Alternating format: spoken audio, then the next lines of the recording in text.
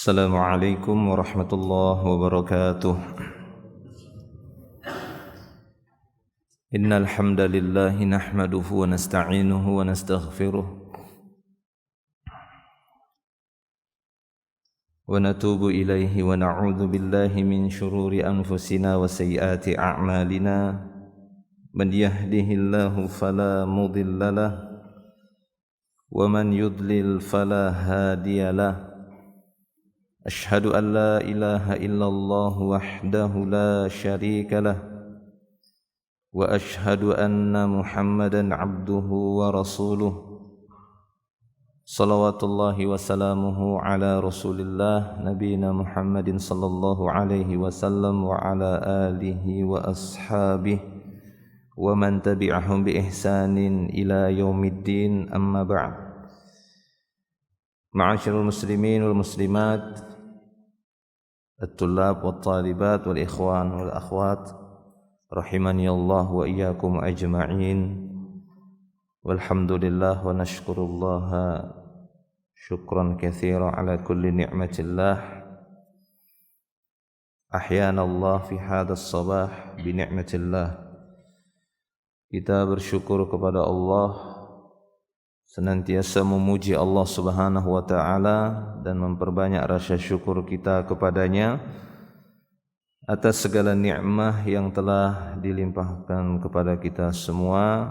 Allah taala hidupkan kita kembali di pagi hari ini untuk melanjutkan kembali perintah-perintah Allah Subhanahu wa taala dan aktivitas-aktivitas kita yang lainnya, di mana kita diperintahkan untuk berlomba-lomba mencari aktivitas yang baik, fastabiqul khairat.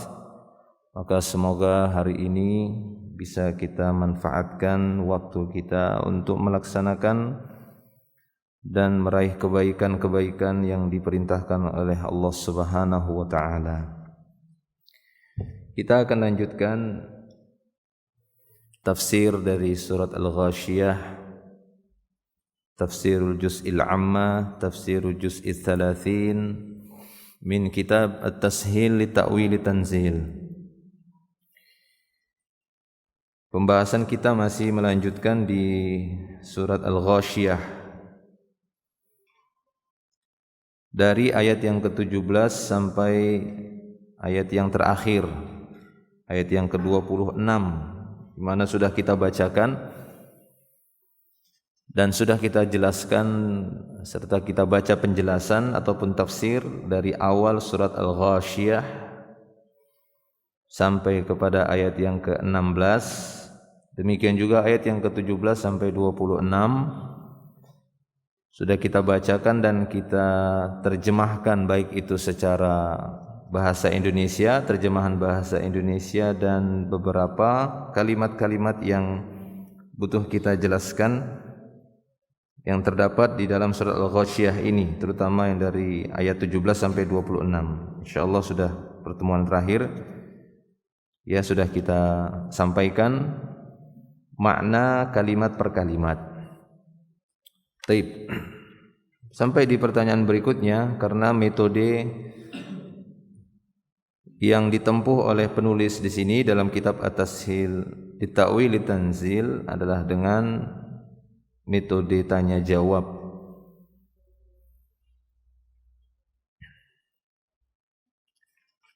Berikutnya kata beliau,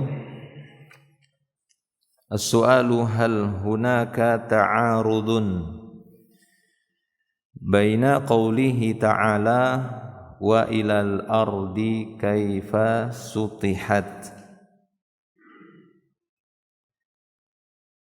Di ayat yang ke-20 surat Al-Ghashiyah ini Allah Subhanahu wa taala berfirman wa ilal ardi kaifa sutihat, di mana sebelumnya Allah taala telah menyebutkan afala yanzuruna ilal ibil kaifa khuliqat wa ilas samai kaifa rufi'at wa ilal jibali kaifa nusibat wa ilal ardi kaifa sutihat. Tidakkah mereka melihat kepada al-ard?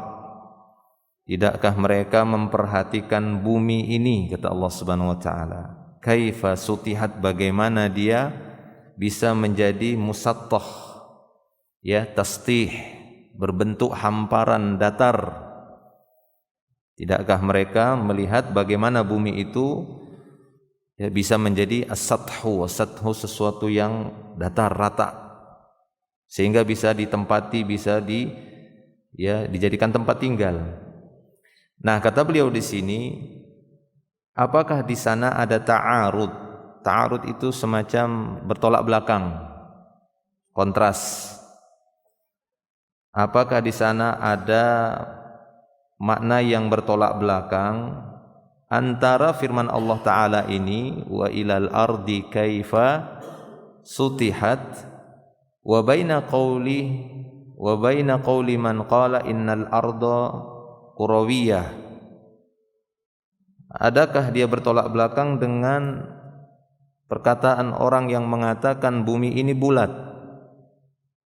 Nah, ini disinggung oleh beliau di sini karena Allah Ta'ala menyebutkan wa ilal ardi kaifa sutihat, sehingga sebagian kalangan, sebagian ahlul ilmi mengatakan bahwasanya bentuk bumi ini berdasarkan dalil adalah hamparan luas, ya, as-sathu. Apakah ada benturan ataukah bertolak belakang dengan orang-orang yang mengatakan ataupun ahlul ilmi yang mengatakan bahwasanya bumi ini bulat, sehingga terjadi khilaf? Padahal sebenarnya khilaf ini intinya bukan khilaf yang tabaghut, ya. Ada khilaf tabaghut kata para ulama, khilaf yang menyebabkan kita harus saling benci. Ada khilaf yang memang mengharuskan kita saling benci. Seperti khilaf kita dengan satu sekte yang mengatakan sholat itu dalam sehari hanya 3 kali saja. Terjadi khilaf. Kemudian apakah khilaf ini kita katakan, oh enggak boleh kita saling menyalahkan, ini khilaf itu rahmah. Betul seperti itu. Jadi harus kita bedakan, ada yang memang khilaf di situ, khilaf yang tanawu, yang bermacam-macam, yang kita diperintahkan untuk berlapang dada, tetap saling menjaga hubungan satu dan yang lainnya. Ada khilaf yang tabaghut, yang harus saling membenci.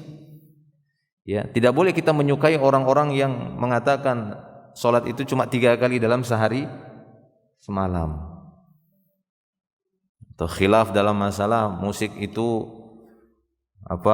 halal boleh, padahal sudah jelas itu haram. Nah, khilaf seperti ini ya tidak boleh kita sukai, ya itu haram. Taib. Nah, ada khilaf yang memang diberikan ruang bagi kita semua kaum muslimin untuk memilih A, B ataukah C. Apalagi yang khilafnya di situ hanyalah berkaitan dengan sebuah pengetahuan saja, maklumat. Tidak berkaitan dengan ibadah. Masalah bumi bulat atau datar, apakah berkaitan dengan ibadah? Sehingga orang yang meyakini bumi itu bulat harus dikeluarkan dari kaum muslimin atau dikeluarkan dari ahlu sunnah, kan tidak sampai seperti itu. Ini khilaf hanya berkaitan dengan keilmuan saja, dari penelitian dalil ataukah penelitian. Tapi setidaknya Allah Subhanahu wa taala telah menyebutkan di dalam Al-Qur'an dari beberapa ayat tentang al-ard, tentang bumi yang telah Ia ciptakan ini. Terutama di dalam surah Al-Ghasyiyah ini Allah Ta'ala mengatakan wa ilal ardi kaifa sutihat. Maka di sini beliau ingin mencoba bagaimana melakukan kompromi antara dua pendapat tadi, di mana kedua-duanya memiliki hujah dari dua pendapat tersebut, memiliki argumentasi. Ya, sehingga di sini apakah kedua hal tersebut bertolak belakang? Nah, kita lihat kata beliau di sini, beliau menukilkan perkataan Al-Imam As-Sa'di atau As-Sa'di. Ya, Imam As-Sa'di di dalam tafsirnya, Tafsir Karimur Rahman, Syekh Abdul Rahman As-Sa'di, kata beliau di sini, wa'lam anna tastihaha. Ketahuilah bahwa datarnya bumi, tastihaha, ketahuilah bahwasanya kedataran bumi, ratanya bumi tersebut, la yunafi annaha kuratan mustadirah, tidak menafikan bahwasanya dia seperti kurah, bulat. ya, kurawi, berbentuk bundar. Itu tidak menafikan sama sekali, kata Syekh Abdurrahman As-Sa'di. Jadi penyebutan bumi itu datar itu tidak menafikan bentuk bumi itu bulat. Tidak menafikan bentuk bumi itu kurah mustadirah. Nah, ini kata beliau. Nah, ini sebuah penggabungan yang ilmiah. Nanti disebutkan oleh beliau di sini. Qad ahatat al-aflaka fiha min jami'i jawanibiha. Sungguh bumi itu telah mengitari falaknya, aflak. Mengitari falak itu apa? Tempat peredaran, apa istilahnya? Orbit, ya. Ya betul ya. Itu ya, aflak, falaknya, tempat ini ya, berputarnya. Jadi bumi itu mengitari orbitnya. Ya, qad ahatat al-aflak fiha min jami'i jawanibiha. Ya, dari seluruh sisinya. Ya, dari seluruh sisi. Jadi benda-benda langit itu saling mengitari. Nah, seperti itu. Kama dalla ala dzalika an-naqlu wal 'aqlu wal hiss. Sebagaimana hal itu ditunjukkan oleh penukilan an-naql berdasarkan dalil Al-Qur'an, wal 'aql berdasarkan penelitian, wal hiss bisa disaksikan oleh panca indra. Oleh indera manusia, oleh mata. Nah, itu ditunjukkan oleh 3 hal tadi. An-naql maksudnya berdasarkan dalil Al-Qur'an dan hadis. Wan-naql ya, an-naql ya Al-Qur'an dan hadis, wal aql yaitu berdasarkan penelitian, ataupun al-hiss yaitu berdasarkan indera penglihatan dan semisalnya. Wal musyahadah kama huwa mazkurun ma'rufun 'inda katsir minan nas, dan menyaksikan hal tersebut sebagaimana yang sudah disebutkan, sudah ma'ruf itu ya, di kalangan orang-orang banyak. Jadi sudah ma'ruf hal ini di kalangan orang-orang banyak, di kalangan manusia tentang hal itu. Bagaimana perputaran ataupun ya bumi itu bergerak pada falaknya, mengitarinya. Khususan fi hadhil azminah, terlebih lagi di zaman ini hal itu bisa disaksikan. Al-musyahadah kata beliau maksudnya menyaksikan hal itu saat ini sangat mungkin, khususnya di zaman sekarang ini, di mana Allah Subhanahu wa taala ya dengan hikmah dan kebijaksanaannya, dengan keadilannya memberikan ilmu kepada manusia untuk memperbaharui teknologi sehingga semakin hari, semakin bulan, bertambah tahun, semakin tinggi kualitas teknologi yang dihasilkan oleh manusia dengan izin Allah Subhanahu wa taala. Allati waqafa fiha an-nasu ala aktsari arja'iha, di mana manusia itu bisa berdiri untuk menyaksikannya dari berbagai macam sisi. Ya, dari berbagai macam sisi, dari beberapa arah itu bisa disaksikan bagaimana bentuk dari bumi itu bisa disaksikan. Bima a'tahumullahu minal asbabil muqarribati lil ba'id, di mana Allah Subhanahu wa taala telah memberikan kepada manusia sebab-sebab yang mendekatkan sesuatu yang jauh. Ya, Allah Subhanahu wa taala telah memberikan kepada manusia sebab-sebab sehingga mampu menyaksikan sesuatu yang jauh menjadi dekat. Yang dahulunya mungkin orang-orang dahulu berpikir bahwasanya ya mustahil lah bisa melihat sesuatu secara langsung dengan jarak yang sangat jauh, seberang pulau, ya bahkan sekarang bisa di luar negara gitu ya, secara langsung dalam waktu yang sama itu bisa disaksikan, bisa jadi dekat kan begitu ya, dengan alat-alat yang dibuat oleh manusia. Ya, Allah Subhanahu wa taala yang menciptakan ataupun yang memberikan sebab-sebab itu, terutama pada akal manusia. Ya, makanya para ulama membagi ilmu itu kan 2. Ya, ada namanya ilmu syar'i, ada ilmu nazari. Ilmu syar'i itu dipelajari berdasarkan ya dalil, jadi ketaatan, as-sam'u wa ta'ah. Itulah dia ilmu syar'i yang berdasarkan Al-Qur'an dan hadis. Al-Qur'an dan hadis. as-sam'u wa ta'ah di situ, ilmu syar'i. Ada ilmu nazari. Ilmu nazari itu sesuatu yang memang dihasilkan, ilmu tadi diperoleh dengan penelitian. Nazar, ya, meneliti, melihat ke sana ke sini, melihat ke sini, kemudian diolah kemudian seterusnya. Sehingga dia menjadi sebuah ilmu yang bisa dibuktikan. Ya, ilmu yang dibuktikan. 6.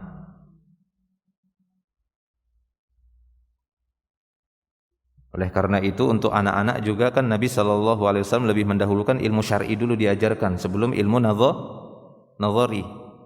Ya, untuk anak-anak maka diperintahkan sholat. Itu ilmu syar'i duluan.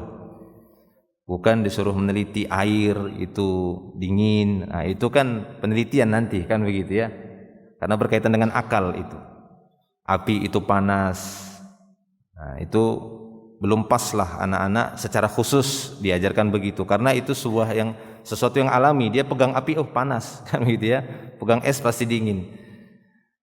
Nah, adapun ilmu syar'i itu berkaitan ibadahnya dia di dunia dan nanti hasilnya di alam barzah dan sampai di yaumil akhir. Taib. Nah, itu dia. Allah Subhanahu wa taala menjadikan sebab-sebab yang menjadikan sesuatu yang jauh itu menjadi dekat. Fa inna tastih, karena sesungguhnya satu hal yang datar itu innama yunafi kurawiyatal jismi saghiri jiddan. Jadi sesuatu yang dilihat bisa datar itu bisa dinafikan pada bentuk bulat, ya, yang dia bulatnya itu kecil gitu ya, bukan suatu bulat tapi besar, ya. Kurawiyah jismis saghir jiddan. Misalnya Anda melihat apa ya begitu ya, sesuatu yang bundar itu semisal apa, peluru-peluru ya, pelet, apakah kita bilangnya apa kok ya, BB kan begitu ya, seperti gotri ya kan, bulat itu ya. Nah, itu kedatarannya itu bisa dinafikan karena saking kecilnya bulatnya. Paham ya? Ini kata beliau, karena bulatnya itu kecil. Jadi kedatarannya, untuk melihat kedatarannya itu bagi kita yang lebih besar darinya itu enggak mungkin kita peroleh bentuk datarnya itu, kecuali kita membentuk diri lebih kecil lagi dari benda yang bulat tadi, dari peluru yang bulat tadi. Mimis kan begitu ya, dari mimis yang bulat tadi misalnya. Kita mengecilkan diri lebih kecil dari itu. Mungkin lebih kecil apa? Binatang terkecil apa? Makhluk atau dari kalangan hewan yang terkecil? Hah? Kuman. Amoeba. Hah? Iya. Amoeba itu antum ngeledek itu, asli muka bata itu. Di kampung Anda bilang begitu, amoeba. Ya, begitulah. Jadi ketika sesuatu yang kecil itu lebih kecil dari benda yang bulat tadi, maka bisa didapati bentuk datarnya sama seperti kita. Nah, ini maksud beliau di sini. Jadi atastih itu bisa dinafikan itu pada kurawiyatul jismi shaghir jiddan. Jadi suatu jism, suatu bentuk yang bulatnya itu kecil sekali. Alladzi law suttiha lam yabqa lahu istidarah. Ya. Kalau sekiranya dia benar ada kedatarannya, maka ya tidak tersisa kecuali hanya lam yabqa lahu istidarah. Ya, tidak tersisa baginya bulat tadi.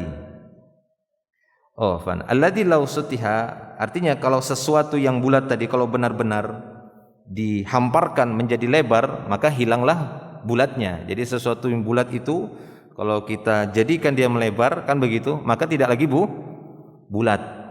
Nah, itu dia ya, jadi tidak lagi bulat. Oh, memang dia dijadikan melebar. Amma jismul ardi, adapun ya bentuknya bumi ini, alladzi huwa kabirun jiddan, yang dia bentuknya itu bulatnya besar sekali, wa wasi'un dan luas, fayakunu kurawiyan musattahan, maka dia menjadi bulat yang memang ya jarak bulatnya itu menjadi kelihatan datar. Paham ya? Jadi kalau bulatnya begini, Nah iya, ini kalau dilebarkan begini jadi lebar kan begitu ya, jadi datar dia. Tapi kalau bulatnya itu sampai terlihat datarnya begini, itu jadi datar dia terlihat. Jadi musattah. Ya, kurawiyan musattah. Taib wala yatanafal amrani, maka kedua hal tersebut tidaklah saling bertolak belakang, tidak saling menafikan. Ya, kama ya'rifu dzalika arbabul khibrah, sebagaimana hal tersebut diketahui oleh orang-orang yang memiliki pengalaman dalam hal ini, yaitu para peneliti-peneliti benda langit. Ya, para peneliti-peneliti benda langit yang mereka meneliti kemudian melihat bagaimana bentuk bumi tersebut sehingga terlihatlah bulatannya dari jarak yang jauh, karena memang bentuk buminya tersebut yang sangat besar bulatnya, sehingga bagi kita yang sangat kecil ini di muka bumi akan melihatnya datar, ya, akan melihatnya datar. Taib, ini dia penjelasan Syekh Abdurrahman As-Sa'di dalam masalah ini. Jadi tidak bertolak belakang antara bumi itu datar ataukah bulat. Ya bulat, tapi karena saking besarnya bulatnya itu, maka dia terlihat datar, kan begitu. Itu saja gampangnya. Kenapa? Karena kita kecil di dalam bumi ini. Kecuali kita lebih besar dari bumi, ya kan? Maka bumi itu kan begitu ya, jadi bola kecil. Tapi ketika kitanya yang kecil daripada bumi, maka kita berada di permukaan bumi tadi terlihat terlihat datar. Ya, bumi yang bulat tadi kita lihat menjadi datar. Wallahu a'lam. Wa qala Ar-Razi fi tafsirihi, berkata Imam Ar-Razi dalam tafsirnya, wa minan nasi man istadalla bihada ala anna al-ardha laysat biqurrah. Ada sebagian manusia berdalil bahwasanya berdasarkan ayat ini bahwasanya bumi itu tidaklah bulat. Wa huwa dha'ifun, dan ini pendapat yang lemah, kata Al-Imam Ar-Razi. Li'anna al-qurah idza kanat fi ghayatil 'azamah takunu kulla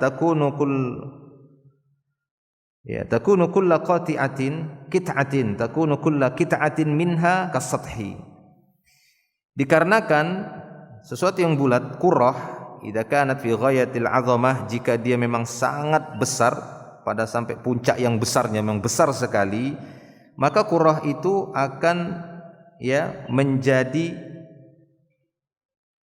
bagian yang datar, terlihat bagian yang datar. Jadi maksudnya ini bulat, sebagiannya itu akan terlihat datar, sebagian sininya terlihat datar, sebagian sini terlihat datar. Nah, seperti itu kata Al-Imam Ar-Razi. Wallahu a'lam bishawab. Tahib.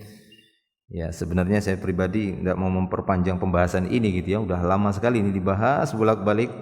Apalagi sekarang ada media sosial, ribut terus, bulat, datar, bulat, datar. Ya, yang penting bukan lonjong lah. Lonjong nanti berarti ada ujungnya gitu kan, oval gitu kan. Itu di daerah mana kan begitu? Apakah kita Indonesia? Wallahu a'lam. Sampai-sampai artinya sampai-sampai perdebatan seperti itu terkadang membuat sebagian satu atau sebagian kepada yang lainnya mengada-ngada, kan begitu ya, memaksa-maksakan diri. Nah, jadi cukuplah sebatas sampai mengutarakan ilmiahnya saja, kan gitu ya. Kalau memang mereka berargumentasi bahwa bumi itu datar tidak bulat, sudah berhenti sampai di situ. Tidak perlu nanti mencari-cari dalil sehingga kalau ini dibor atau kalau gitu ya. Kalau ini berputar ketemu lagi dong, kan begitu ya. Atau seperti bumi ini bulat, bagaimana matahari itu akan berputar mengitari bumi ini sehingga Allah Ta'ala dikaitkan lagi dengan Allah turun di langit dunia, kan begitu. Langit dunia sepertiga malam terakhir, berarti turun terus dong kan. Ini sudah akal-akalan seperti itu. Berhenti sampai di pembahasan dia datar, silahkan merojihkan bahwasanya bumi itu datar tidak bulat. Ketika dia merojihkan bahwasanya itu bulat, sudah silahkan berhenti sampai di situ. Tidak perlu dikait-kaitkan dengan, apalagi dikaitkan dengan sifat-sifat Allah Subhanahu wa Ta'ala, karena sifat Allah Subhanahu wa Ta'ala tidak boleh diserupakan sedikit pun dengan makhluknya, walaupun sisi penamaannya sama. Wallahu a'lam bishawab. Taib. Selanjutnya kata beliau, soal ma huwa wajhut tamtsil bil mazkurati al-ibli was sama'i wal jibali wal ardi duna ghairiha. Pertanyaan berikutnya, Apa tujuan contoh dengan menyebutkan al-ibil was-sama wal jibal wal ardi tanpa selainnya? Afala yanzuruna ilal ibili kaifa khuliqat wa ilas samai kaifa rufi'at wa ilal jibali kaifa nusibat wa ilal ardi kaifa sutihat. 4 Allah Ta'ala berikan tamtsil, permisalan untuk diperhatikan. Afala yanzuruna, tidakkah mereka memperhatikan, melihat bagaimana al-ibil, bagaimana as-sama, al-jibal wal ardi. Nah, beliau di sini mengajukan pertanyaan, apa tujuan contoh dengan menyebutkan 4 ini saja tanpa selainnya, padahal banyak makhluk-makhluk ciptaan Allah Ta'ala yang lainnya yang besar dan bermanfaat bagi manusia. Bintang, matahari, kan begitu ya, ada bulan, ada laut misalnya. Tapi tidak disebutkan, 4 ini disebutkan oleh Allah Subhanahu wa taala. Nah, di sini kata beliau menukilkan juga perkataan Syekh Atiyah Salim di dalam tatimmahnya li Adwa'il Bayan. Kata Syekh Atiyah Salim sebagai jawaban bahwa taujihul anzar ila tilkal mazkuratil arba'ah, taujihul anzar yakni berusaha menarik perhatian. Jadi tujuannya Allah Ta'ala ingin menarik perhatian kita. Taujihul anzar itu supaya kita fokus ke sana, kan begitu. Coba perhatikan ini. Jadi kita fokus ke 4 hal ini. Unta, langit, gunung-gunung dan bumi. Ya, jadi Allah Subhanahu wa taala ingin menarik perhatian kepada 4 perkara tersebut. Lima fiha min 'azimid dalaili 'alal qudrati wa 'alal ba'si. Wa sammal iqraru lillahi ta'ala bil wahdaniyati wal uluhiyah natijatun li isbati rububiyyatih ta'ala li jami'i khalqih. Jadi Allah Subhanahu wa taala ingin menarik perhatian manusia kepada 4 hal tersebut, dikarenakan pada 4 hal tersebut merupakan dalil yang agung, merupakan penunjukan yang agung terhadap kemampuan Allah untuk membangkitkan manusia.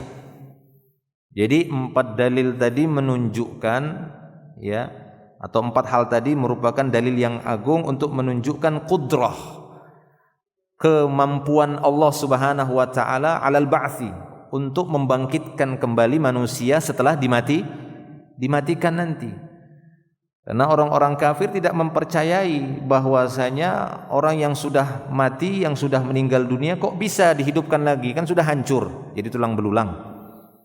Ya, tidak lagi daging, dagingnya udah busuk dimakan tanah, kok bisa dibangkitkan? Allah Ta'ala ingin menunjukkan kepada mereka bukti kebesaran Allah Subhanahu wa taala. Sisi yang lain, Allah Ta'ala ingin menarik perhatian karena di sana ada al-iqrar, ada penetapan untuk Allah tentang wahdaniyah Allah, bahwasanya Allah Subhanahu wa taala Maha Esa. Ya, sebagai penetapan bagi Allah Subhanahu wa taala tentang uluhiyahnya, hanya dialah yang berhak untuk diibadahi. Yang mana natijahnya ataupun hasilnya untuk menetapkan rububiyah Allah Ta'ala terhadap seluruh makhluk. Sehingga dengan ini ditetapkan manusia akan sampai kepada penetapan bahwasanya semua makhluk yang ada di alam jagat raya ini merupakan makhluk ciptaan Allah Subhanahu wa taala. Nah, di sini beliau ingin menunjukkan satu persatu dari 4 hal tadi. Ammal ibil fala'allaha aqrabul ma'lumati lil Arab wa alsaquha bihayatihim. Adapun unta, maka barangkali ya pengetahuan yang lebih dekat kepada orang Arab itu yaitu tentang ibil. Ini merupakan ya barangkali ibil tersebut ya lebih mendekatkan pengetahuan bagi bangsa Arab dan lebih melekatkan kepada kehidupan mereka fi mat'amihim min lahmiha, ya, karena pada waktu itu Allah Subhanahu wa taala menurunkan Al-Qur'an ini dan mengutus utusannya Nabi Muhammad SAW di tengah-tengah masyarakat ataupun manusia di jazirah ya Arab, bangsa Arab. Sehingga dengan ayat tersebut Allah Subhanahu wa taala ingin mendekatkan pengetahuan mereka terhadap orang-orang Arab karena lekatnya kehidupan mereka itu dengan unta. Lekatnya kehidupan mereka itu dengan unta. Fi mat'amihim min lahmiha, bagaimana makanan mereka itu dari daging unta, wa masyrabihim min albaniha, minuman mereka itu dari susunya unta, wa malbasihim min aubariha, ataupun pakaian mereka buat dari bulu-bulunya atau dari kulitnya, ya, wa juludiha, dari kulit unta atau dari bulunya unta, aubar, wa fi hillihim wa tarhalihim bil hamli 'alaiha mimma la yujadu fi ghairiha fil alam kullih la fil khail wa la fil filah. Demikian juga mereka berpindah tempat tinggal dari satu tempat kepada tempat yang lainnya, membawa barang itu dengan menggunakan unta, di mana tidak mereka dapati pada waktu itu selainnya, yang lebih bagus daripada unta untuk membawa barang dengan jarak yang sangat jauh, karena unta memang sangat tahan perjalanan jauh dengan suhu yang sangat panas dan beban yang sangat berat seperti itu bisa dia bawa dan jarak yang sangat jauh dibandingkan khail, kuda ataupun gajah, ya, dibandingkan kuda ataupun gajah. Wala fi ayyi haywanin akhar, yang tidak mereka dapati sebanding dengan unta itu pada hewan-hewan yang lain. Wa qad wajjaha al-anzara ilaiha ma'a ghairiha fi ma'radi imtinanihi ta'ala alaihim fi qaulih. Allah Subhanahu wa taala ya telah mengarahkan pandangan ataupun ya menarik perhatian kepada ibil. Bersamaan dengan itu Allah Subhanahu wa taala memperlihatkan karunia-Nya kepada manusia pada firman Allah taala itu dalam surat Yasin ayat 71 73. Awalam yarau anna khalaqna lahum mimma amilat aydina an'aman fahum laha malikun. Tidakkah mereka memperhatikan sesungguhnya kami telah menciptakan bagi mereka dari apa yang telah diperbuat oleh tangan kami, yaitu yang telah kami ciptakan berupa an'am. Ya, kami telah menciptakan hewan-hewan ternak, fahum laha malikun, yang mereka miliki. Wa dzallalna lahum, dan kami telah tundukkan hewan-hewan ternak tersebut. Faminha rukubuhum wa minha ya'kulun, di antara hewan-hewan ternak yang telah kami ciptakan tadi, di antaranya dijadikan tunggangan sebagai kendaraan untuk membawa barang dan membawa mereka, dan di antara hewan ternak tadi ada yang mereka makan. Nah, itu enaknya ya, Masya Allah. Allah Ta'ala ciptakan bisa disuruh, yang suruh angkat barang, bisa ngantar kita ke berbagai tempat, bisa dimakan lagi. Paling enak bawa unta memang. Safar bawa barang banyak kan begitu ya, bawa unta 1 2 3 sampai ke satu tempat jauh gitu, aduh lapar, ya kan? Tinggal sembelih makan, kan begitu. Bisa banyak manfaatnya, ya, dimanfaatkan, digunakan pada banyak hal. Walahum fiha manafi', ya, bagi mereka pada hewan ternak tersebut ada banyak manfaat. Wa masyarib, ya, dan minuman, maksudnya susunya bisa dijadikan minuman. Nah, kalau haus diperah susunya. Ya, kalau kita sekarang melakukan safar atau perjalanan jauh, ya harus pakai mobil, di dalamnya nanti pakai apa gitu ya, kulkas kecil ya kan, biar bisa nanti minum, ada tempat air, ada makanan, ada ini, ada semua harus dilengkapin. Ya kan, seperti itu. Beda halnya kalau misalnya di tengah jalan lapar, ya harus ke warung. Nggak bisa sembelih, nggak bisa masukkan ayam dalam mobil itu, aduh nggak cocok kalau sekarang seperti itu. Kecuali ayam goreng yang sudah makanan yang sudah diinikan gitu ya, sudah disiapkan di tempat-tempatnya. Taib. Wa kadzalika fi khususiha fi qoulihi, demikian juga dalam kekhususannya pada firman Allah Subhanahu wa taala, wal an'ama khalaqaha lakum fiha daf'un wa manafi'u wa minha ta'kulun. Demikian juga Allah taala telah menciptakan hewan-hewan tersebut, hewan-hewan ternak an'am. Lakum fiha daf'un, bagi mereka pada hewan-hewan tadi ada bulu yang bisa dijadikan pakaian, daf'un, wa manafi', dan manfaat-manfaat lainnya. Wa minha ta'kulun, di antara hewan tersebut ada yang kalian makan. Walakum fiha jamalun hina turihuna wa hina tasrahun, dan bagi kalian pada hewan ternak tersebut ada keindahan ketika kalian mengistirahatkannya dan ketika membawanya ke tempat pengembalaan. Wa tahmilu asqalakum ila baladin.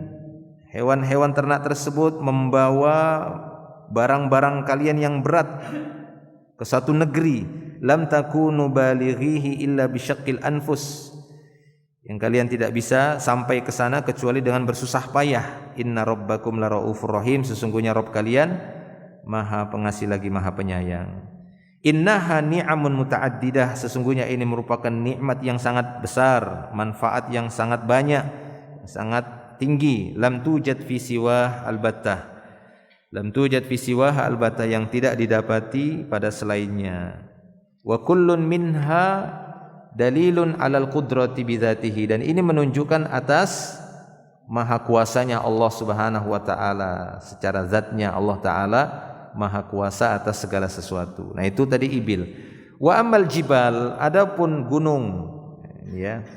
Tadi ibil. Adapun gunung, fahiya mimma yamla'u uyunahum fi kulli waqtin wa yushaghilu tafkirahum fi kulli hinin liqurbiha min hayatihim fil amtar wal mar'a fi suhuliha wal maqilu fi kuhufiha wa dhilliha wal rahbah wal 'azamatu fi tatawuliha wa thabatuha fi makaniha. Adapun tentang gunung, adalah makhluk Allah Subhanahu wa taala yang mampu memenuhi mata-mata mereka pada setiap waktu. Nah, ini ungkapan ya, kalau kita mandang gunung itu sampai mata kita itu dipenuhi karena saking besarnya. Ya, yang menyibukkan pikiran mereka pada setiap waktu. Liqurbiha min hayatihim fil amtar, di mana kondisi gunung tersebut dalam kehidupan manusia itu dekat dengan hujan. Ya, gunung itu memang sangat duluan kan kena hujannya kan? Duluan dia kena hujan. Seperti kemarin kita sempat singgah ke tetangganya Semeru, Gunung Semeru, Mahameru, Bromo kan begitu. Ya, infonya dari sana itu ada bulan tertentu. Masalah bulan Agustus atau bulan September, November kata mereka itu ya. Memang dingin di atas itu, hujan kan duluan kena semua ke bawah. Itu ada bulan itu yang mereka itu hujannya itu seperti es gitu ya, ada hujan esnya katanya. Insyaallah ya seperti itu. Wal mar'a fi suhuliha, demikian juga rerumputan itu tumbuh dengan mudahnya. Ya, tidak hanya rerumputan, bahkan tanaman-tanaman gitu ya, tanaman-tanaman di sana itu cabai, tomat dan yang lainnya itu Masya Allah itu tumbuh subur. Cuma ya khawatir juga kalau Merapi kan begitu ya, walaupun tumbuhnya subur. Wal maqilu fi kuhufiha wa dhilliha, demikian juga orang yang ingin tidur siang dalam terik yang panas. Makil itu qailulah ya, tidur siang. Mereka bisa berteduh di kahfinya, kuhuf. Ya, biasa gunung itu ada gua-gua gitu ya. Bukan gua-gua lulu. Gua, tahu ya gua ya? Gua. Jadi orang yang pengen tidur siang dalam terik panas begitu bisa masuk ke dalam gunung itu, ada guanya. Nah, seperti itu bisa berteduh di sana. Warahbah wal 'azamah fi tatawuliha, demikian juga ketakjuban dan kekaguman pada ketinggiannya. Tawil ya, tatawuliha, saling berlomba. Seperti ya kemarin lah yang anak saksikan sendiri itu bagaimana berderet itu ya di sekitaran Semeru itu ada katanya Mahameru, itu Bromo, ada Arjuna lagi, insyaallah. Jadi berbaris gunung-gunung yang insyaallah saling menjulang tinggi. Wa sabatuha fi makaniha, dan kokohnya ya, sabat itu kokoh, dia tertancap, enggak goyang-goyang bumi tersebut di tempatnya. Wa qad wajjahal anzar ilaiha aidan fi mautinin akhar fi qoulihi ta'ala, dan Allah taala telah menarik perhatian juga bagi kita, bagi manusia pada ayat yang lain, pada firman Allah Ta'ala, alam naj'alil arda mihada wal jibala autada. Ini sudah kita bahas ya, sudah kita bahas di awal-awal tafsir juz amma ini di surat An-Naba.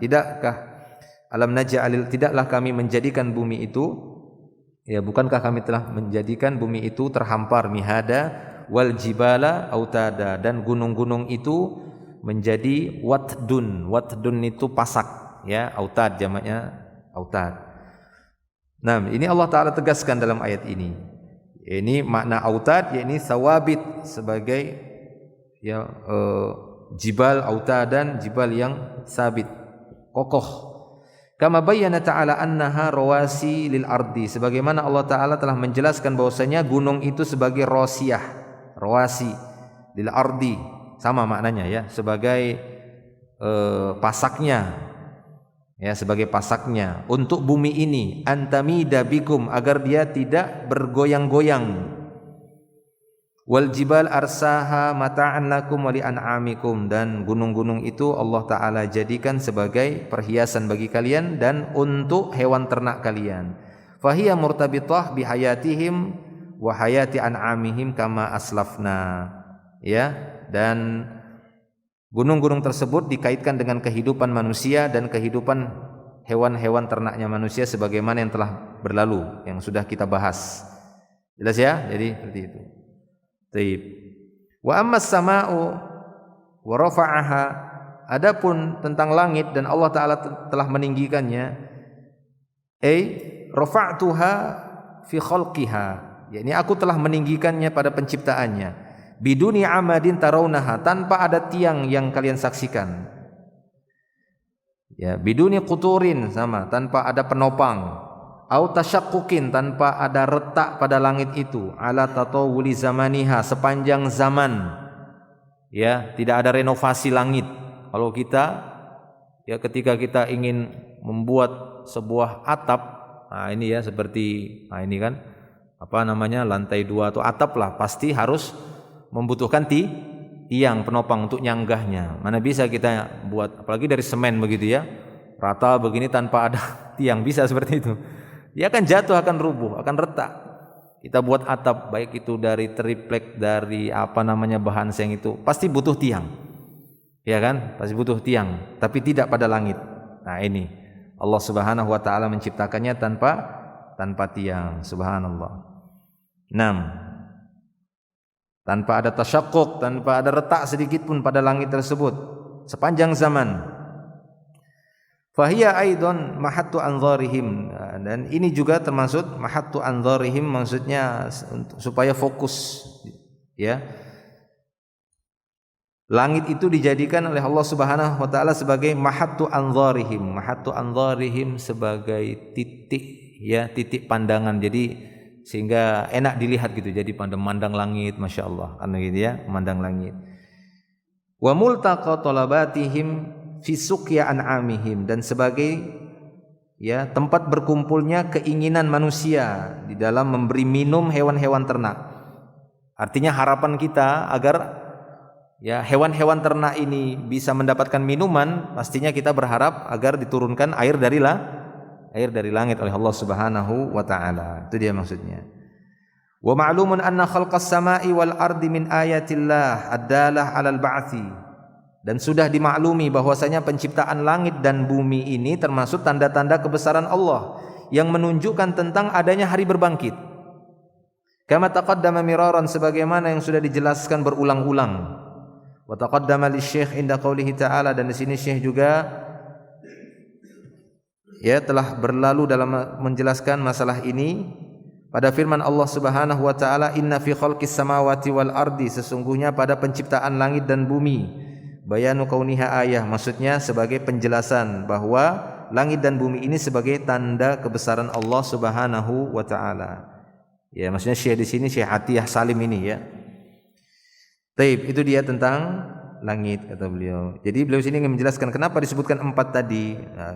Ada keutamaan pada 4 hal tadi, baik itu pada ibil, jibal, sama, demikian juga pada al-ardu.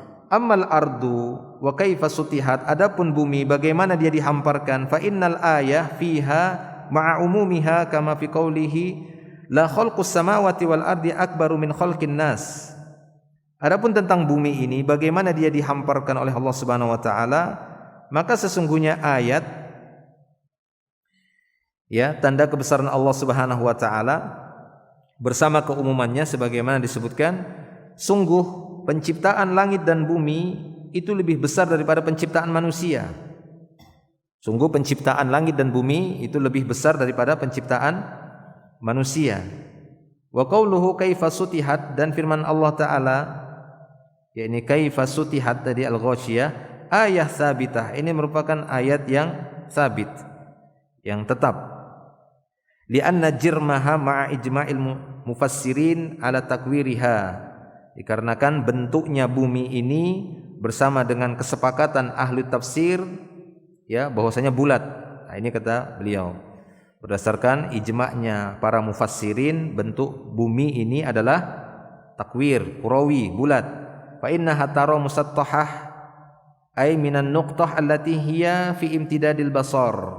Hanya saja fa innaha tura musattahah, hanya saja bumi ini terlihat dia datar, itu dilihat dari titik yang memang imtidadul basar, yang jarak pandangnya itu jauh, ya, jarak pandangnya itu jauh, sehingga dia menjadi terlihat datar.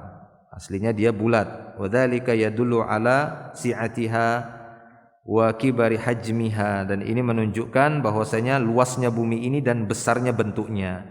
Li'annal jirmal mutakawwir, dikarenakan bentuk bulat itu idza balagha minal kibari wadh-dhakhamati haddan ba'idan yakadu sathuhu yura musattahan min nuqtatin nadhari ilaihi.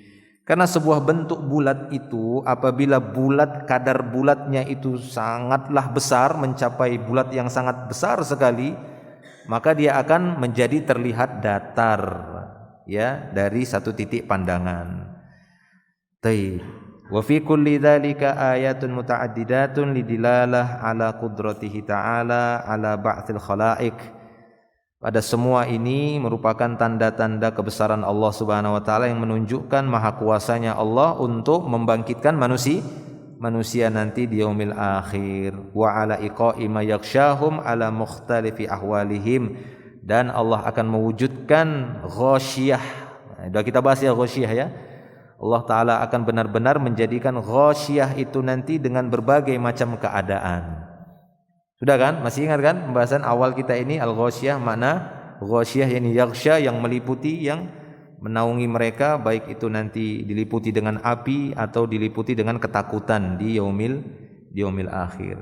Jadi ini sebagai petunjuk, dalil bahwasanya Allah Subhanahu wa taala lebih mudah untuk membangkitkan manusia, ya, karena Allah Ta'ala tadi menyebutkan bagaimana penciptaan langit itu lebih besar daripada penciptaan manusia. Dan sebenarnya sudah kita bahas di surat An-Nazi'at, enggak salah, ya. A antum asyaddu khalqan amis sama'i banaha, kata Allah. Apakah antum itu lebih susah penciptaannya daripada langit? Enggak.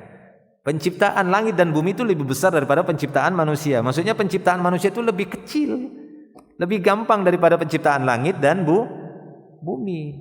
Jadi jangan ragu, manusia itu bisa dihidupkan lagi oleh Allah Subhanahu wa taala. Sementara langit dan bumi yang begitu besarnya, kan begitu, ya, itu mampu diciptakan oleh Allah Subhanahu wa taala. Padahal penciptaan langit dan bumi itu lebih akbar, lebih besar daripada penciptaan manusia. Baik, cukup loh sampai di sini. Allahu a'lam bishawab. Nanti kita sambung lagi karena ini cukup panjang, beliau membahas tentang bumi, langit, ya, unta, dan apa lagi tadi, dan gunung-gunung. Kita pakai waktu sejenak untuk menjawab pertanyaan ini. Banyak betul pertanyaannya. Tidak punya waktu nulisnya. Tidak ada waktu nulisnya lagi. Langsung ana jawab saja lah, nanti kan direkam kan. Nah, itu dilihat. Nanti bisa dilihat rekamannya.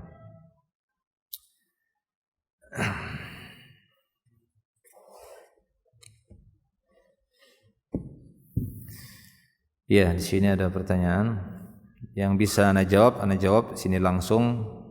Yang harus butuh referensi lagi nanti mungkin dalam bentuk tulisan saja. Bismillah, izin bertanya Ustadz, apakah boleh seorang wanita berangkat haji tanpa mahram karena dia sudah daftar haji namun qadarullah suaminya sakit keras sehingga tidak memungkinkan berangkat haji, Sang suami ingin istrinya saja yang berangkat bila suami tidak mampu berangkat. Sang istri keberatan dan berencana menginfakkan uang haji. Jadi yang ingin ditanyakan mana yang lebih utama Ustadz? Apakah ada jalan keluar terbaiknya yang sesuai syariat? Ada. Ya, si istri berangkat haji sama suami. Itu yang terbaik. Ya kan? Itu yang terbaik. Yaitu dengan cara segera berobat dan ya mencari sebab-sebab kesembuhan dengan segera jika memungkinkan. Kan begitu yang menjadi sebabkan di sini suaminya kan sakit keras sehingga tidak memungkinkan berangkat haji. Sang suami ingin istrinya saja yang berangkat haji, ya berusaha untuk mencari kesembuhan dulu. Banyak berdoa kepada Allah mencari sebab-sebab kesembuhan, mengobati penyakitnya.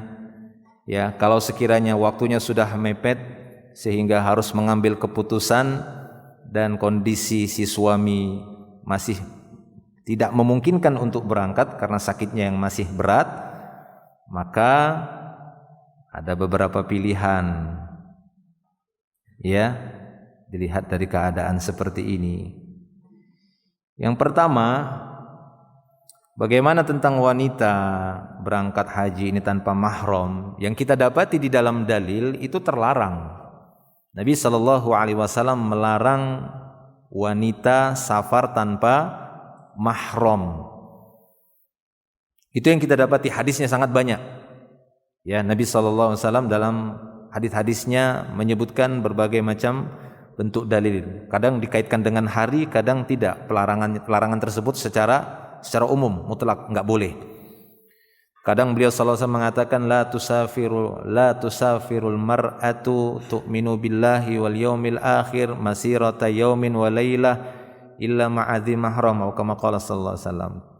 Tidak boleh seorang wanita yang beriman kepada Allah dan kepada hari akhir melakukan safar satu hari satu malam. Nah, kadang hadisnya atau sabda beliau sallallahu alaihi wasallam dikaitkan dengan jumlah hari.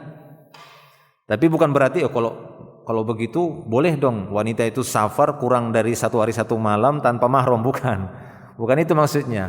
Hadisnya itu banyak, jangan satu saja. Jadi harus digabungkan semuanya. Ya, dikumpulkan semua.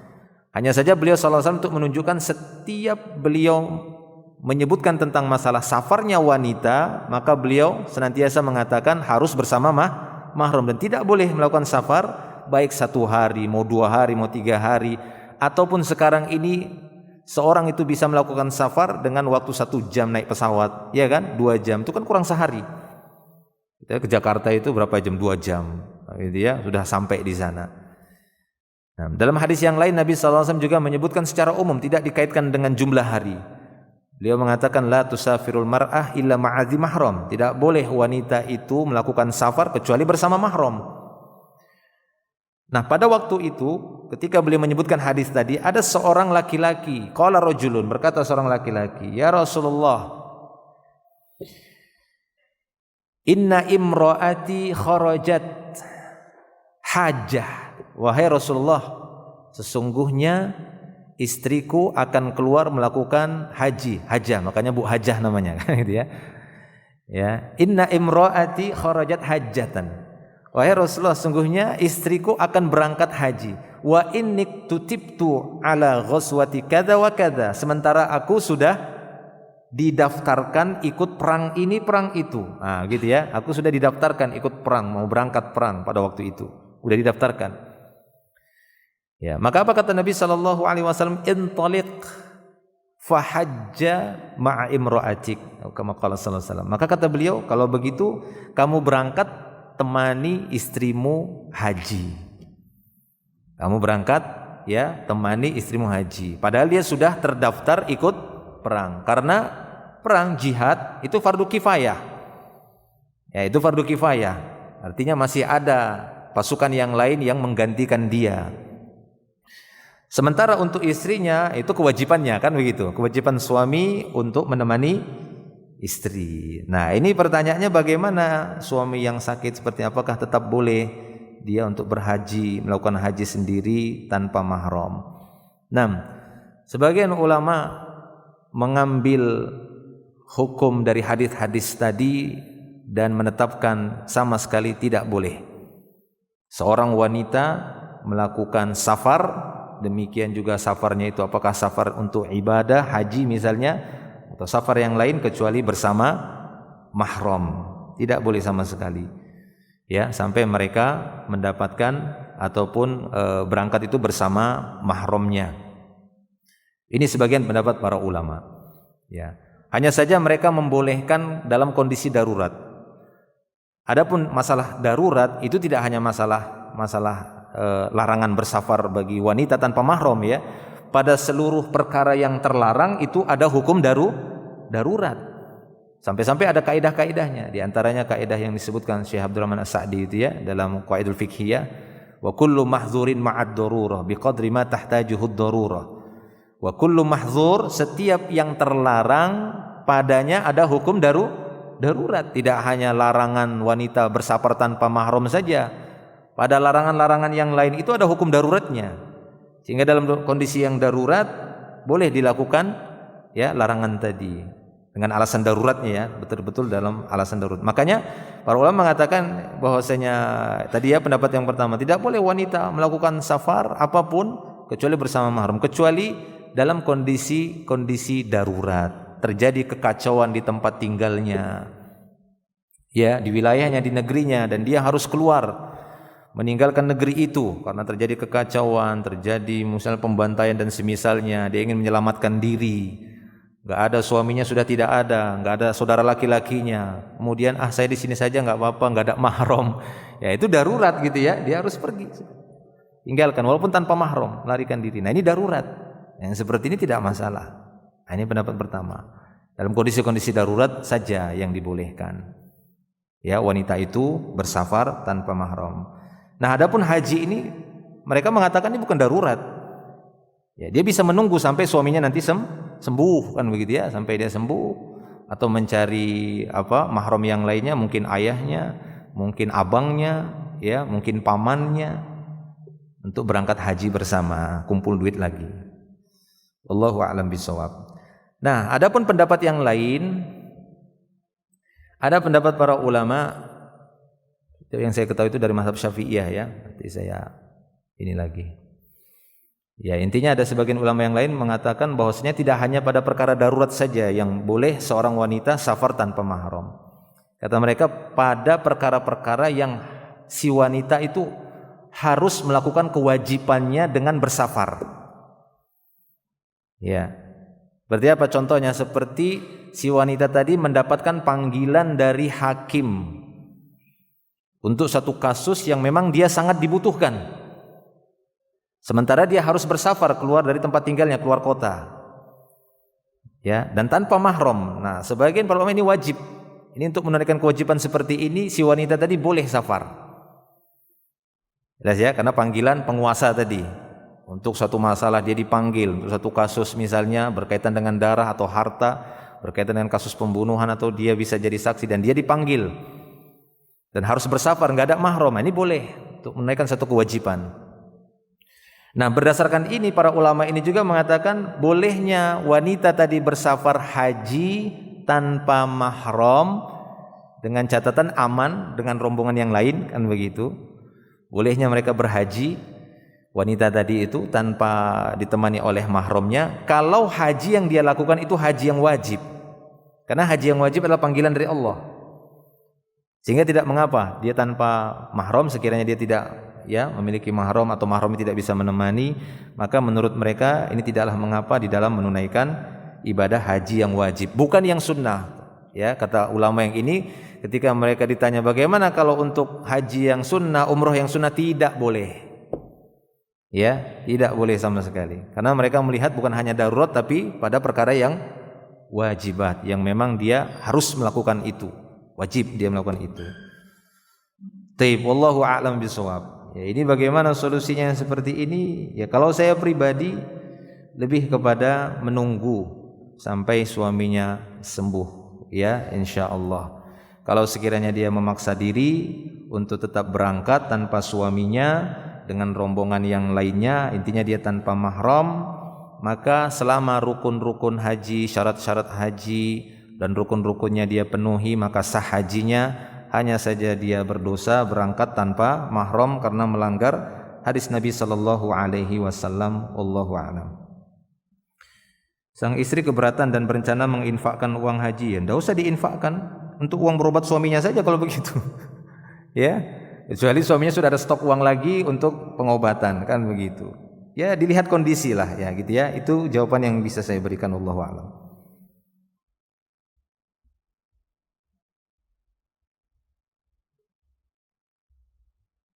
Apa ini? Pembebasan lahan. Oh bukan. Bismillah. Izin bertanya Ustadz, pertanyaan titipan dari teman. Nah, kalau itu enggak usah, ini titipan aja nih. Dia keguguran di usia janin 5 minggu. Janinnya keguguran, bukan dia keguguran. Janin keguguran di usia 5 minggu. 5 minggu sudah ada sebulan ya? Belum ada 120 hari? Belum ya? 5 minggu berapa hari? 5 kali 7 35. Belum ada ya? Belum 4 kali 3, berarti belum ditiupkan ruh ini. Keguguran di usia janin 5 minggu. Kemudian karena dia tidak faham atau awam, dia tidak sholat karena dia pikir darah yang keluar adalah darah nifas. Oh tidak. Ya, kalau janin itu belum sampai ke fase ditiupkannya ruh, dan secara hitungan hari ya janin itu harus berumur 40 kali 3, kan begitu ya, 120 hari atau kurang lebih 4 bulan. Nah, itu sudah ada ruh, biasanya sudah bergerak dan sudah ada ruh di sana. Nah, ketika keguguran itu umur janin sudah mencapai 120 hari atau sudah ditiupkan ruh dan terjadi keguguran, ada darah yang keluar, maka itu darah nifas. Ya, maka itu darah nifas. Sehingga hukum si wanita tadi seperti wanita yang haid, ya, tidak boleh sholat dan tidak boleh pula berpuasa. Adapun kalau usia janin yang keguguran ini masih 5 minggu, maka ini belum dikatakan bayi, ya, yang ada ruhnya, sehingga darah yang keluar itu dihukumi darah istihadhah. Jadi dia tunggu darahnya berhenti baru dia sholat. Pertanyaannya, apakah dia wajib mengganti sholat yang ditinggalkannya selama 9 hari? 9 hari wajib dia ganti. Kalau iya, bagaimana cara menggantinya? Ya, menggantinya sesegera mungkin. Kalau dia mengingat 9 hari sudah dia kira itu haid atau nifas, dia kira nifas sehingga dia 9 hari tidak sholat, padahal itu istihadhah, ya, maka dia harus mengqadha sholatnya selama 9 hari dan sudah jelas 9 hari, maka dia ganti sesegera mungkin, sesanggupnya, segeranya dia hitung hari pertama. Ya, sebagaimana Nabi SAW pernah mengqadha salat ketika perang Khandaq, ya kan? Pada waktu perang Khandaq itu ada 1 hari terlewatkan salat zuhur, lewat salat asar, namanya perang. Waktu dia terjadi kekacauan dan belum turun ayat yang memerintahkan salat khauf, belum. Ya, Khandaq lagi buat parit besar, panjang, ya, untuk menghadang orang-orang kafir musyrikin yang Ahzab itu ya, Ahzab berkumpulnya beberapa kabilah itu yang jumlahnya sampai 10.000-an. Ya, pada waktu itu terlewatkan salat zuhur karena saking sibuknya, lewat salat asar. Ya, ingatnya maghrib, bahkan menyebutkan itu sudah mendekati isya, sudah masuk waktu isya, disebutkan dalam beberapa riwayat. Akhirnya Nabi SAW memerintahkan Bilal adzan. Ya, setelah adzan iqamat beliau salat zuhur, sebagaimana salat zuhur waktu siang. Setelah salat zuhur kemudian iqamah lagi, beliau salat asar di waktu itu. Setelah salat asar baru maghrib, setelah maghrib isya. Itu ya, diqadha semuanya. Nah, seperti itu. Jadi segera mungkin dengan mengurutkannya, kan gitu ya, dari hari apa, misalnya dimulai dari hari Senin, dari hari Senin itu dia tidak sholatnya di zuhur, ya gantilah itu zuhur, habis zuhur salam, nanti asar lagi, dia habis asar, maghrib dia lagi sholat, kemudian isya lagi 1 lewat, kan begitu ya. Gitu. Subuh lagi hari kedua, kan begitu ya, berarti ini hitung Rabu, catat mungkin kalau takut lupa, Senin selesai, sholat lagi Rabu selesai, Kamis selesai, qadha. Walaupun sebagian ulama mengatakan kalau kejadiannya seperti ini karena kekeliruan, tidak sengaja, kelupaan, maka dan jumlahnya sangat banyak sekali, maka tidak perlu dia mengqadhanya. Ya, cukup dia bertaubat kepada Allah Subhanahu wa taala, memohon ampun dan memperbanyak salat sunnah, karena Allah taala mengatakan, Rabbana la tu'akhidna in nasina aw akhtana. Wahai Rabb kami, janganlah timpakan siksaan kepada kami jika kami lupa atau keliru. Ya, tapi wallahu a'lam, pendapat yang rajih jika memang dia masih didapati jumlahnya, kecuali saya gimana qadhanya ini ya, sudah 3 tahun tidak sholat atau 9 tahun saya tidak sholat kan begitu, ini gimana qadhanya? Ya gimana mau qadhanya seperti itu, tidak bisa, tidak diketahui lagi jumlahnya. Ini masih diketahui jumlahnya 9 hari, masih bisa, jadi qadha secepatnya seperti yang kita contohkan tadi. Kapan dia sanggup, ada kekuatan, ada ini, sambung. Ingat, oh ini sudah hari yang pertama, ini yang kedua, selesai ketiga. Karena para ulama mengatakan dengan dalil ya, dainullah ahaqqu ayyuqda. Utang kepada Allah lebih berhak untuk dilunasi. Jadi segera lunasi. Baik, wallahu a'lam. Bismillah, apa hukumnya Ustaz tidak mendengar khutbah Jumat jika yang berkhutbah itu ahlul bid'ah?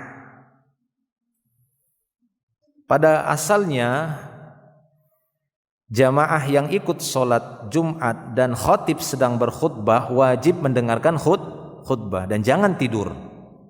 Ya, karena kalau tidur batal wudunya. Ya, dan dia telah berbuat laghwu, telah berbuat sia-sia.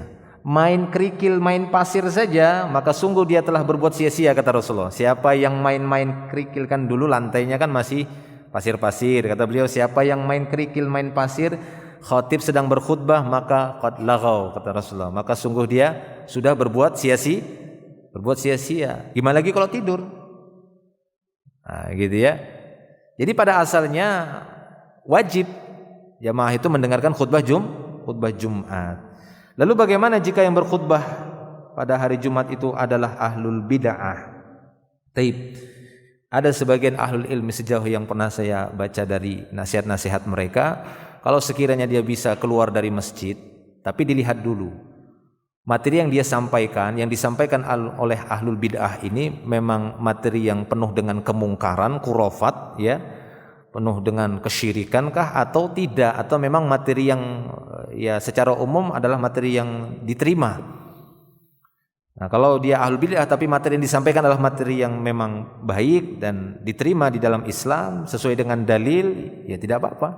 Dia tetap mengikuti khutbah tadi dan ikut sholat di belakangnya, sah, insyaallah. Kalau dia nggak tahu kita khawatir kena syubhatnya kan gitu ya. Justru kita khawatir kena syubhatnya. Sekiranya dia bisa meninggalkan tempat itu dan mendapat masjid yang masih melaksanakan Jumat yang sama, maka itu tidak mengapa, selama memang tidak menimbulkan fitnah, ya, selama tidak menimbulkan fitnah. Kalau sekiranya dia khawatir ini bisa menimbulkan fitnah, dia sangat dikenal kan begitu, apalagi orang situ dekat masjid itu. Kalau tadi pendatang mungkin nggak terlalu kenal kan begitu, cari masjid lain aja begitu. Pas mau masuk masjid, wah Ustadz Fulan nih ini cari masjid yang lain, nggak apa-apa. Tapi kalau khawatir dia terkena fitnah, maka tidak mengapa dia tetap di situ. Sekiranya dia dapati si khatib menyampaikan sesuatu yang dia ragu-ragu nih, khawatir dia tidak menyebutkan referensi hadisnya gitu ya. Kecuali dia sebutkan referensi hadisnya, disebutkan dalam Sahih Muslim. Dan dia khawatir terkena syubhatnya, maka tidak mengapa dia tidak mendengarnya. Ya, tidak mendengar ceramahnya itu tadi, tapi tidak secara keseluruhan. Sekiranya ketika mau ketemu lagi nanti tutup lagi, habis itu dibuka lagi, tutup, dibuka lagi, itu tidak masalah, ya. Itu sejauh yang bisa saya nasihati. Wallahu a'lam bishawab.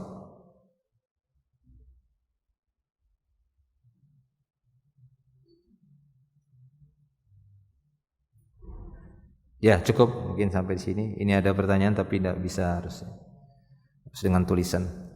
Demikian yang bisa kita sampaikan, semoga menjadi ilmu yang bermanfaat. Wallahu a'lam bishawab. Akhiru da'wan alhamdulillah. Subhanakallah bihamdik, asyhadu an la ilaha illa anta astaghfiruka wa atubu ilaik. Assalamualaikum warahmatullahi wabarakatuh.